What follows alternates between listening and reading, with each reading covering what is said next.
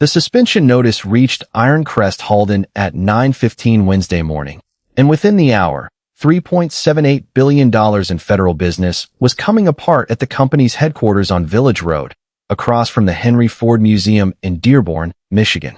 I wasn't there to watch it land. I was 30 miles east in my brother's tool and die shop, a torque wrench still in my hand, listening to a lathe run down to nothing. 16 days earlier, I'd put my name on a $475,000 balloon note to save that shop. And whatever had just gone dark at Ironcrest Halden was coming for me too, one way or another, before the day was out. Due on a Friday that had nothing to do with the company and everything to do with the knot that had lived in my stomach for 2 weeks straight. Elliot Osgood, 56 years old. 25 of them spent running manufacturing, engineering, and operations for a company that built precision components for the United States military, sourcing, production, inventory, the finished part rolling off the line, plus a drawer full of patents that had put tens of millions of dollars a year into a business that had just decided, 16 days ago, it didn't need my signature on anything. 16 days ago, I was a line item to a vice president who'd never once asked what that signature actually held together. She found out anyway. One government letter taught her. Somewhere under the restructuring language and the buzzwords was a plain fact, the kind I'd spent a career learning to respect instead of resent. A defense contractor doesn't get to run its own supplier payments without one specific, accountable human being on file for it. And that fact doesn't care who signs the memo announcing otherwise. I'll walk through the actual mechanics of it soon enough. For now, the number that matters is 16. 16 days. That's how long the Department of Defense needed to notice Ironcrest Halden no longer had anyone willing to answer for it. I want to be clear about what I actually did, because it was almost nothing. I flagged a supplier invoice that didn't match its own shipment, said so out loud, and refused to put my name on it. Everything after that belonged to paperwork I'd had no hand in writing. The badge holder in my jacket had let me onto that production floor since I was 31. The leather cracked soft at both corners now, gone dark and thin where my thumb had worn a groove into it over a quarter-century of clipping it on before the first shift horn.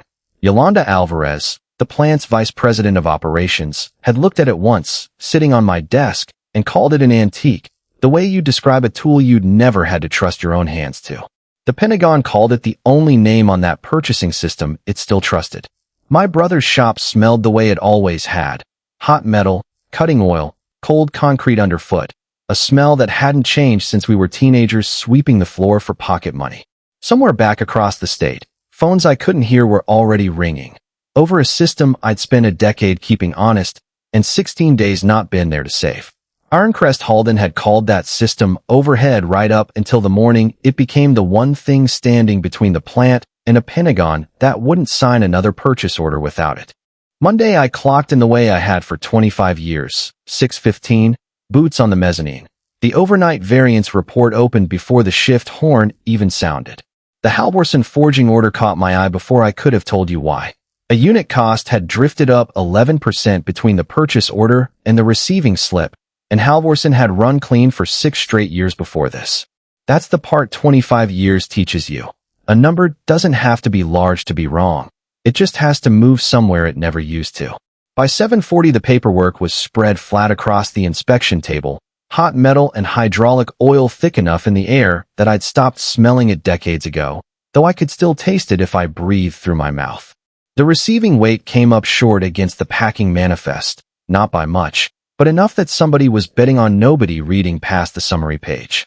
I'd written half the plant's own supplier verification steps around exactly that kind of bet, back when a program manager twice my age was still teaching me how a forging order could lie without a single false number in it.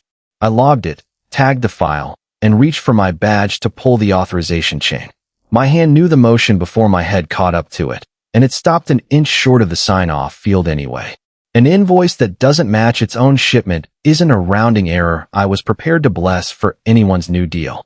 "You're sitting on Halvorsen," said Yago Espinoza, the plant's senior procurement analyst, reading the flag over my shoulder the way a man reads something he's already seen twice before. "Not releasing it," I said. "Not until the 11% gets explained."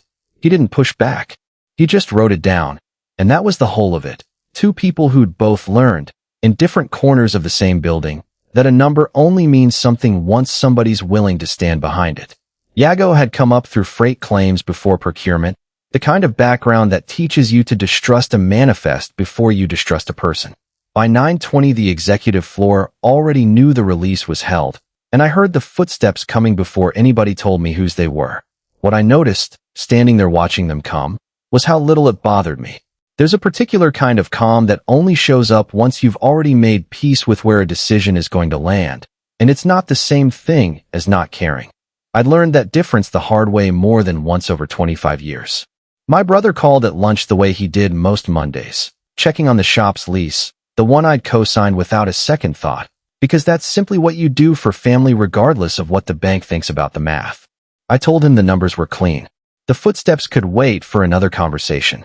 I clipped my badge back onto my belt, the little reader light still blinking green at a field I hadn't signed, the mezzanine humming along underneath me with no idea, yet that Halvorsen had just become the one release I'd never let go through in a quarter century on that floor. Whoever was coming down that mezzanine had no notion the field was still empty, or exactly whose name it was waiting on. Yolanda Alvarez arrived fast, portfolio already open, like the walk itself was part of the meeting. Elliot. She kept her eyes on the page. Halvorsen sitting, I hear. 11% over invoice. Weight doesn't match the manifest. I laid the printout on the rail between us. I'm not clearing it until somebody explains that gap. That's a legacy read on a modern problem. She flipped a page without reading it. Perception is the deliverable, Elliot. Right now the perception out there is that quality's stalling a good vendor over a rounding issue. Bottom line it for me, she said, cutting in early. I'd quit taking that one personally once I noticed she did it to everyone, not just me. The bottom line version is 11% on a defense-grade forging doesn't clear because somebody doesn't want to make an awkward phone call. Marcus Whitfield, the company's director of R&D, appeared behind her without either of us catching him arrive. Elliot, he said, pitched low enough to stay between the three of us. Maybe procurement gets its own pass at this before anyone promises Halvorsen a release today. She didn't acknowledge him. Instead, she turned the portfolio my way, its page catching the light like it was supposed to close the argument on its own. 12 years back, this floor ran on instinct and a handshake, and it survived. It'll survive one held invoice. 12 years back, this floor wasn't answering to a federal approval chain with the Pentagon's name attached to it, I said. The rules got written because plants like this one gave the government cause to write them.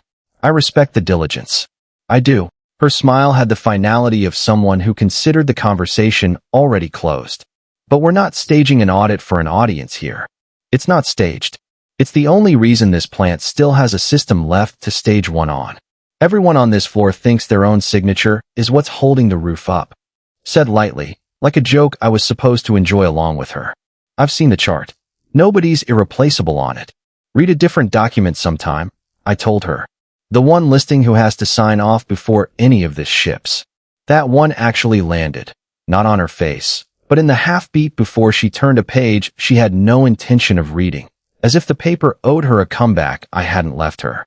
Have legal review it by Friday, she said, already walking, already drafting whatever memo would turn this into somebody else's problem by afternoon.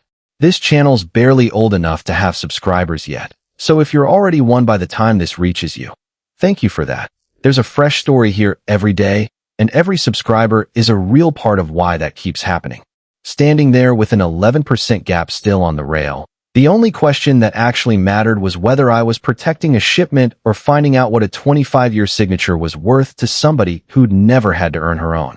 Legal calls you by Friday, Marcus said, watching her go. Bring the manifest. Bring the invoice. Already planned on it. She's not wrong that Halvorsen's been solid up to now.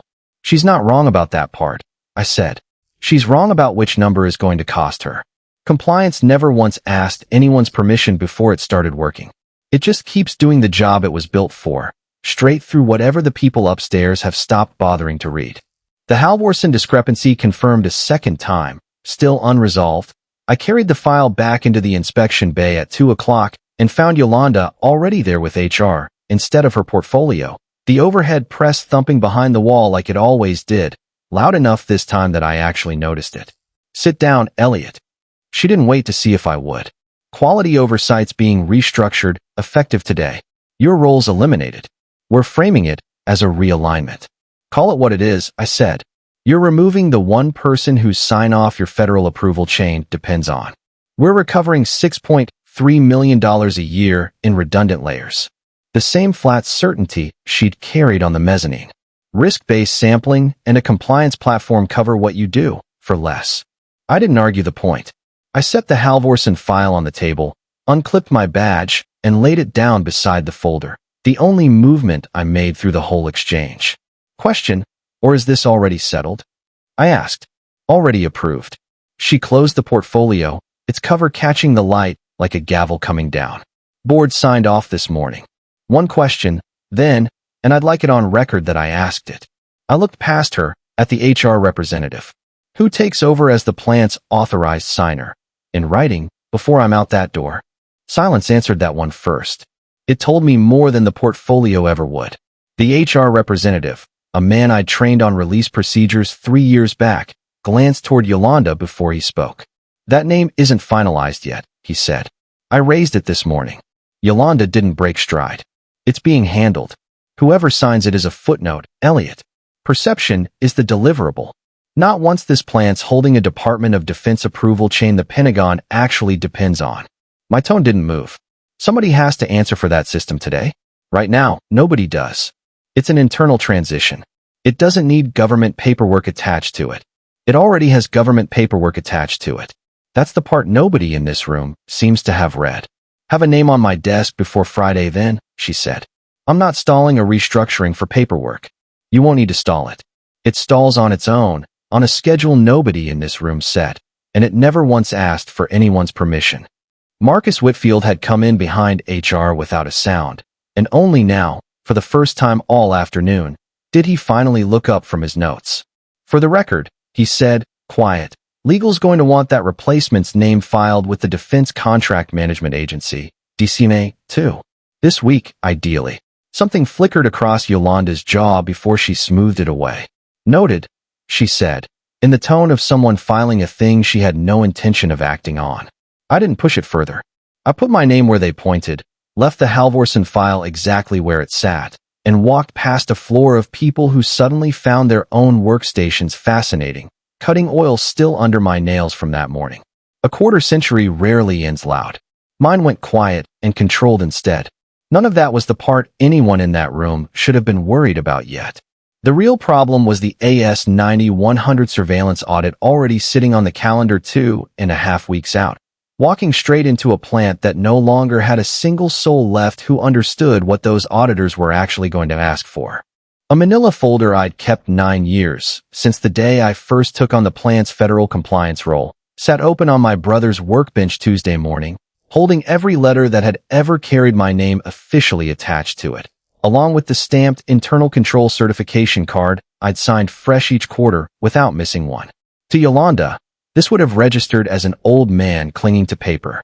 To me, it was the last real proof left in the state that Ironcrest Halden had ever run this program the way it was supposed to be run.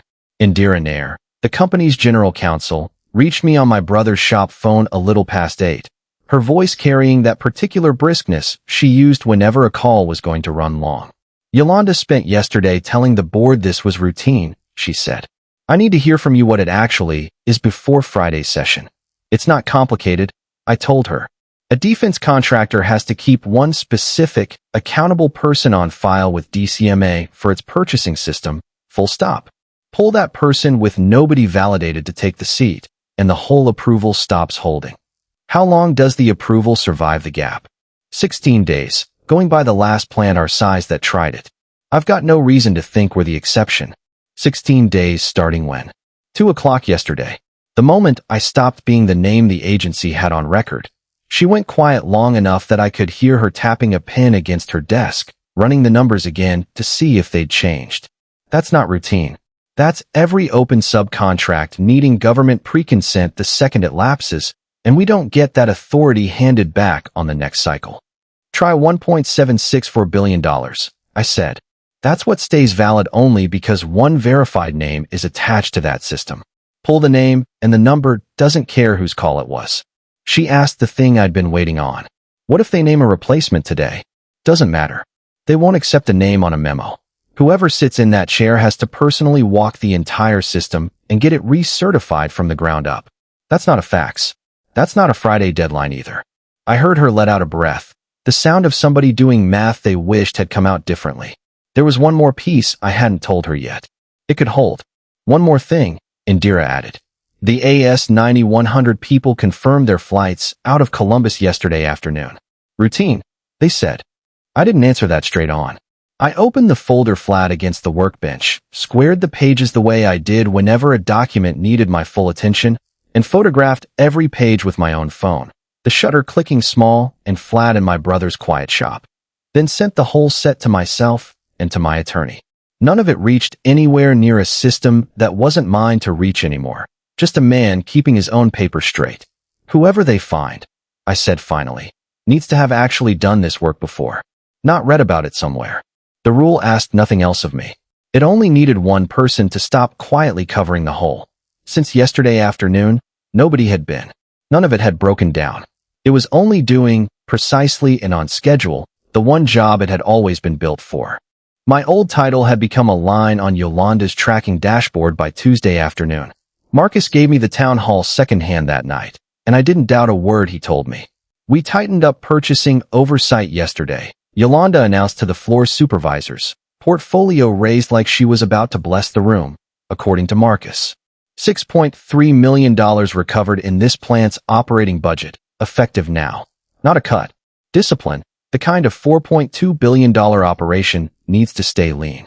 Discipline. Marcus repeated it with no inflection left in his voice by the time he got to me. Straight to a room, still watching my parking spot sit empty. How'd the room take it? Silent. Nobody clapped. Nobody said a thing. I wasn't there myself. Yago called that evening, right on schedule with what I'd expected. They put a contract specialist on releases, he said.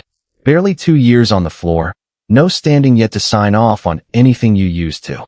When the Halvorsen file crossed her desk, she sat on it a long minute before her pen moved. And then, signed it anyway. Somebody told her it was fine to. Who? Yolanda herself, in front of everybody, so there'd be no denying it later. The specialist didn't want to do it. That much was obvious. That's not how a designation gets handed off. You can't transfer authority out loud in a staff meeting. You know that. I know that. A pause on his end. I don't think anybody's told her that, and I doubt she'd care if they had. That was the mistake. Exactly the kind Yolanda's confidence made unavoidable, small, human, nobody's fault but the system that put it there. The specialist was 9 years short of the one credential that mattered, sat in a chair that required it, because a town hall speech isn't the same thing as training, whatever Yolanda believed about the difference. I stayed out of it. No warning note. No quiet coaching on the form she'd signed without the standing to sign it. There's a line between protecting a person and rescuing a decision that was never mine to fix, and 25 years teaches you exactly where that line sits. There's something else, Yago said, quieter now. The other certifier pushed their pre-audit document request forward. They usually ask for the quality file about a week before the actual visit, still 2.5 weeks out. This time it landed today. That's not like them. No. And this time they asked by name for the purchasing oversight file, not the standard quality package. Does Yolanda's office know? They know the audit date. I don't think anyone's told them the request moved. I stood there a minute after we hung up, listening to the shop settle into the stillness it only gets after 9, nothing moving but the compressor on its own cycle. Nobody at that plant had connected the federal countdown to the auditors Yolanda herself had booked, 2 separate reckonings closing on the same building, each one moving on its own schedule, blind to the other. Marcus told me Yolanda closed the town hall by holding up her tablet once more, telling the room the numbers spoke for themselves. She hadn't misjudged the room. She'd only misjudged which number in it was still moving and how fast. 9 p.m. Tuesday, 31 hours into a 16-day countdown she didn't know existed, and Yolanda had spent the day exactly the way she'd spent every day since Monday, celebrating a figure that hadn't finished proving her wrong. 8:52 Wednesday morning. My phone lit up on my brother's workbench before I'd finished my first cup. Indira, calling off a number I didn't recognize. The contracting officer's drafting the suspension notice right now, she said. 43 hours since the designation lapsed. No validated replacement on file, and she doesn't wait for day 16 to move on that. She's out of discretion on the timing. She never had any, I said. 9:15. 90 seconds later my phone buzzed again. Marcus this time, flatter than I'd ever heard him. The notice hit the front office fax. Yolanda's on her feet reading it, which tells me how bad it is. What's it say? Suspended, pending review. She wants to know if that's basically a shutdown. Close enough I didn't bother correcting her. 9:31. Yago, talking fast. Subcontract admin wants to know who's authorized to sign consent requests. Every open order above the threshold needs government pre-approval now, and nobody here's ever filled out that form. Tell them the truth, I said. Nothing else has ever held up in that building anyway. They asked if you'd walk them through it. Not mine to offer. Send them to Yolanda. She won't take the call. Then somebody in that building will have to learn the form the hard way. While the three of them burned through their mornings, I fed my brother's dog, rinsed my mug, and went back to sanding the jig I'd promised him weeks earlier. There wasn't a single thing left at Ironcrest Halden that needed my hands on it anymore. 10:04. Indira again. Legal's on site. Treasury's on the phone with the bank about the Defense Federal Acquisition Regulation Supplements Payment Withholding Clause.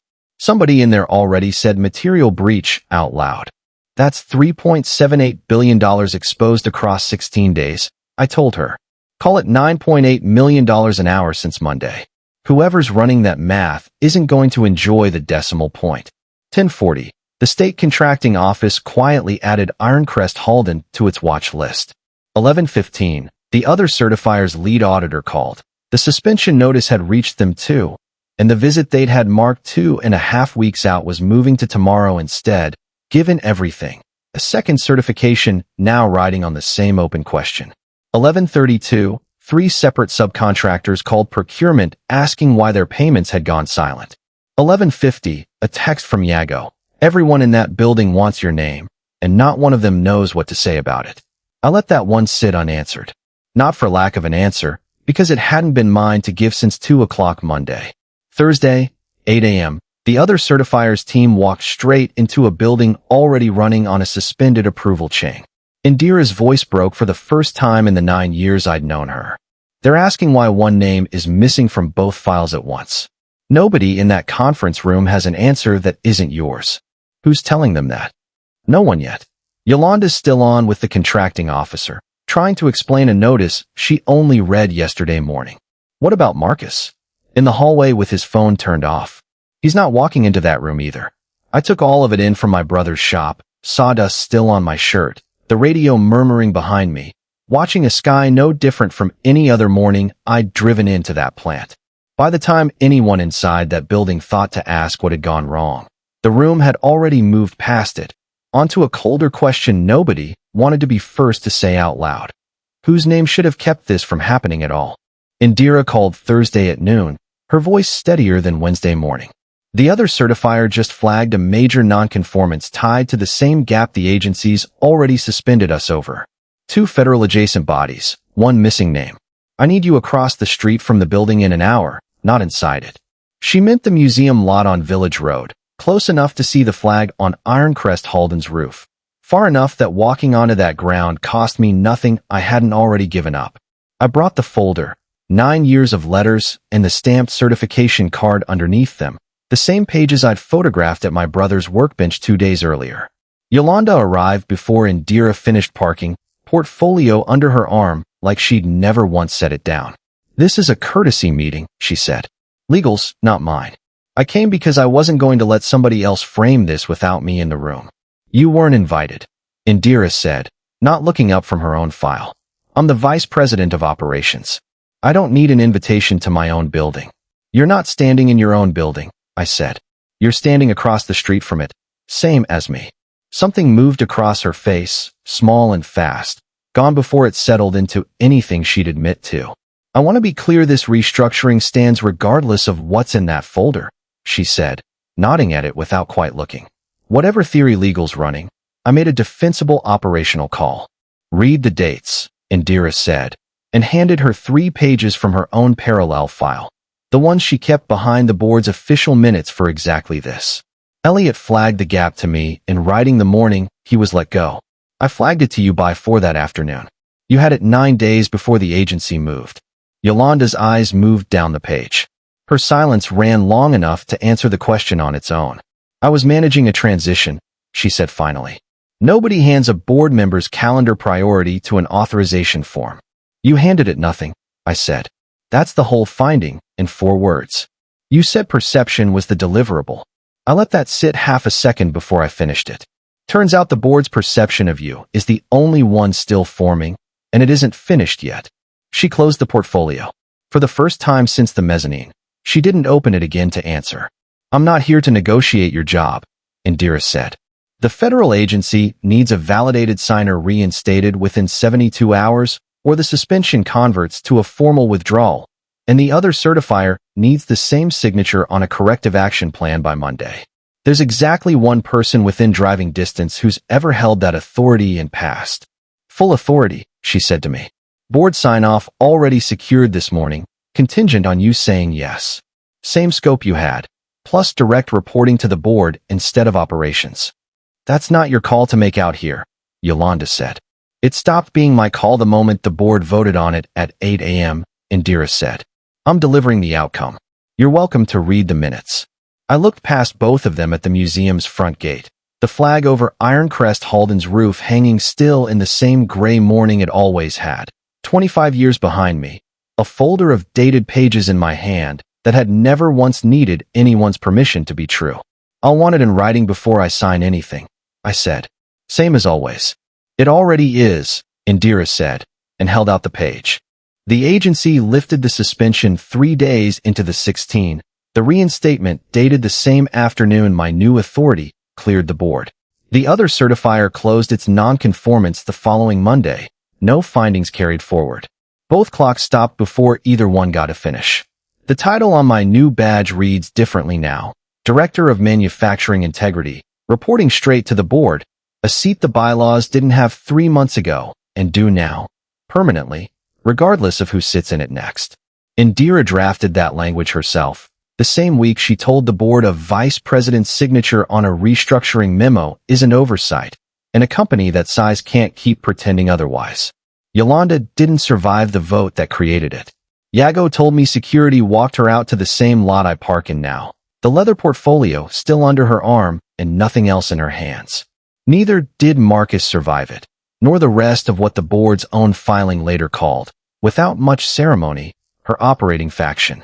A shareholder derivative suit followed within the month, naming all of them personally over supplier deals routed around that approval chain during the exact stretch nobody was validated to sign for it, the kind of arrangement that only stays hidden as long as somebody's watching the wrong number. I wasn't a party to it. I'd only ever flagged the gap the paperwork left behind.